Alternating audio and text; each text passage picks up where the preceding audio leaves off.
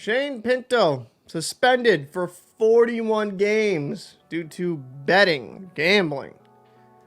You know, before I get into the article, with all the ads of Sportsbook, MGM, DraftKings, everything when it comes to the NHL now, allowing, betting companies to essentially spend millions and millions of dollars to advertise on the NHL, and then the NHL incentivizes it.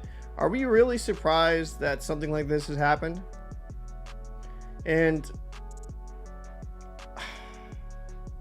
it's just, to me, I get it. It's advertisement money, but it's a tad bit hypocritical in that regard. You are complaining about gambling and don't want your players to do it, yet you are having them advertise on your league.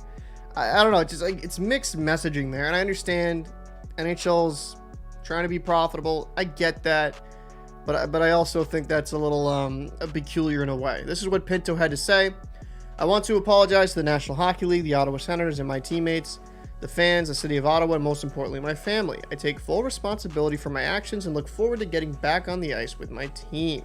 The suspension is retroactive to the Senators' first game of the season. Pinto is currently without a contract. Yep.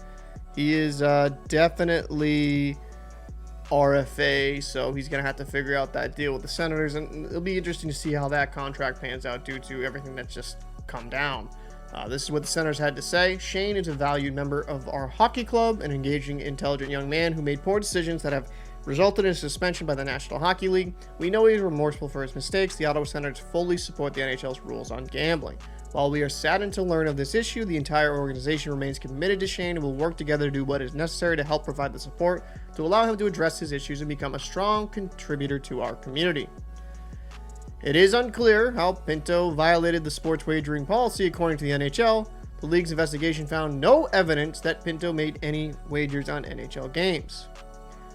The Ottawa Sun writes that it was because of unusual activity that it was flagged to the NHL. Yeah, that's actually because... Okay, so we'll go into the bargaining agreement. The gambling on any NHL game is prohibited. It's a rule posted in every dressing room around the league. The NHL Constitution document that details everything from club ownership rules to the powers of the commissioner conveys similar information. Players and those working for a team or the league are allowed to bet on non-NHL events. So, he didn't bet on the league, but they're still suspending him. They got to be a little bit more transparent what the kid actually did. That Senators had this in closing to say, when the time is right, when the league's blessing, we will welcome back to the organization, embrace him as one of our own. That just gave me more questions than answers.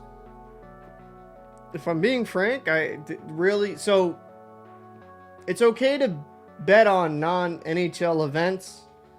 They said he didn't bet on an NHL game or NHL, and he got suspended. So he was using a third-party bettor apparently, so maybe some shady stuff was going on where technically Shane didn't bet on him. I don't know. It's just, there's more questions there than answers. And this is kind of the monster that these sports leagues have made. When you are incentivizing gambling and you're having it on all your platform, right? Like, shit, we have shows sponsored by these leagues talk about the odds and, with the parlays and who you should bet on, who would be a hit, who could be a dud, things of that nature. I'm not co-signing betting on your own league. That definitely leads to a lot of integrity issues that should be allowed, but this, like I said, this is the monster a lot of these leagues made when you're kind of getting in bed with gambling. Yeah, you're going to make millions of dollars, but it will bring into question the integrity of your league. I mean, we've had betting controversies, since the White Sox of 1919.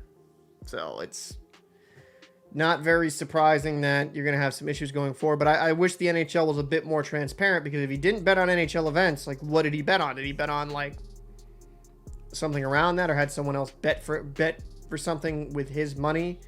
And he's currently a restricted free agent. It's not like he can directly impact the game. Yeah, like I said, there's a little bit of confusion there. It's a serious suspension, half a season, 41 games. At least they made it retroactive. And if the Senators and him can figure out a contract agreement, Yeah, I actually wonder if this might be the end of Pinto in Ottawa. Maybe they ship him off due to that. I know they're kind of dealing with, cap constriction issues, and this allows them to have more time, but maybe you see Pinto be shipped off to due to this as well. I don't know. It's going to be a very interesting situation to monitor. Let me know your thoughts down below in the comment section about this situation. Are you a little bit confused like I am? And if there's new information that gets released after this video, just put it down in the comment sections. I'm just kind of telling you what I know right now, what's currently available.